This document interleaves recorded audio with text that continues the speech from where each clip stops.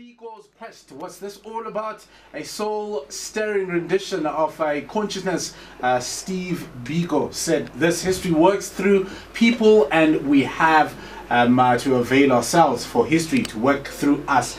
I think those are wise words, but can't wait to see this play. We've got in the building the director, Mandla Mbothwe. Baba Gunjan. Dada's Pilile man simnandi xa sivinde zimandi kanje ukuba I know we've got the arts alive in our hood. It's very exciting. But just briefly tell us about this Biko's Quest rather. Biko's Quest it's an interdisciplinary production that is dominated by dance. And it is in twofold in its philosophy of creation. The first one was based on reclaiming the stolen memory of it's when we begin to tell our own stories in our own way. And Biko's Quest is based on that. It's based on reincorporating of the popular modes of communication that exist within our communities and also exist within our rituals and traditions, and put them back. But also it's part of excavating the buried stories, and I call it excavating of the buried stories to feed the living. And for us it was quite a conscious thing, and I've always been, as a theatre maker and a director, I've been fascinated about the question of what happens when the past meets the present.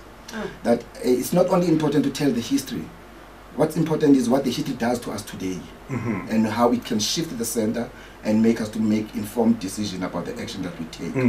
And things that we face today, particularly in the face of xenophobia, in the face of roads must fall, in the face of silent citizens, what Biko's teaching, or what Biko lived and died for. So the story of Biko's Quest is very important, that it's looking at his quest, not necessarily his narrative of where he was born and how he grew up and what happened. It's not just about his story. And how painful he died.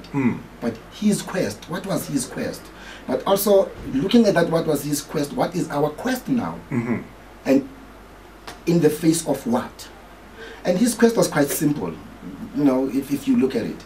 His quest was about a true human face. And the question is, have we achieved that? And I think the Biko's Quest is about that. It's about what he died and lived for, but also incorporating all other people. The story is not only about Biko.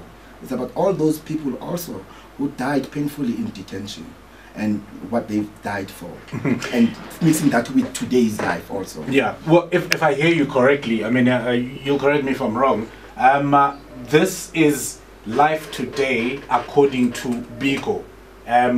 You know, obviously based on a collective of you know, you know what he stood for, basically. So is that the storytelling part of this play?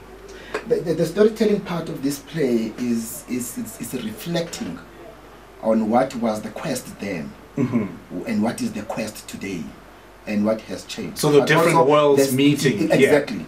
But also what Steve Biko instilled and evoked in those days that made us to understand who we are better.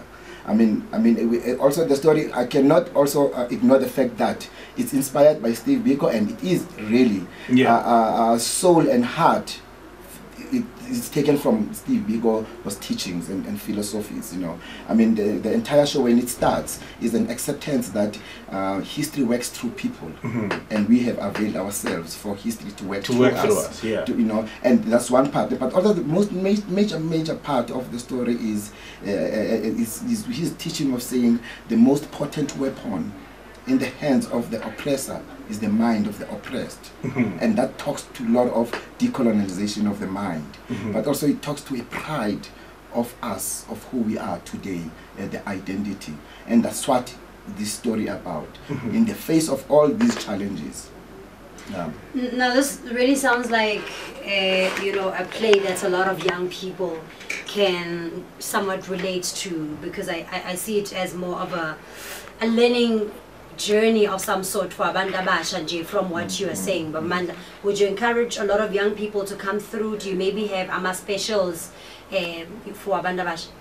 I'm sure Soweto Theatre will have special for block bookings and for students. And it's true, Sisi Ugoti, Biko died at a very early age. Yes, he, yeah. he was still a youth. Yes, and definitely. he died when he was 30 years, and he already influenced the entire world. Yeah. And it really does inspire young people's Very true, intelligence very and true. young people to read, to really read, you know, and be active citizens, and not to ignore things and say I'm not affected because of I'm not infected, you know, and that attitude of silence.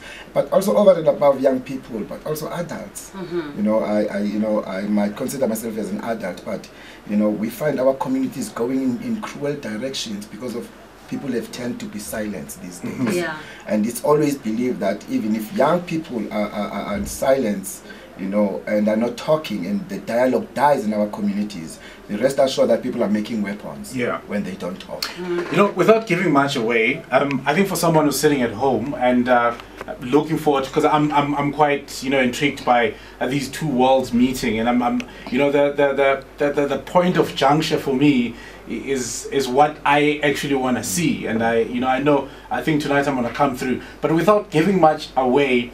In terms of mapping the way for young people, as we are in Youth Month, and this play just, you know, slap bangs in the middle of that month, you know, quite appropriately so. What did Biko, or what Biko's quest in terms of, you know, the influences then to now, how did he map out the way for young people today, but without giving much away of the story in the play?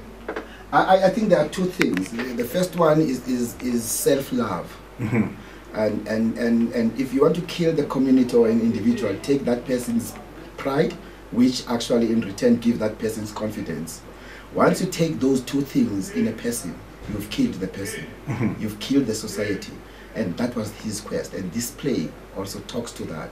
Self-love and be confident on what you are and what you can do as a society, and with your history too, and also with the aesthetics of telling that history. And I think this story and this play, for me, both in content and also in aesthetic, is a total reclamation of our aesthetic and of our way of telling the stories, but also of our stories that makes who we are today.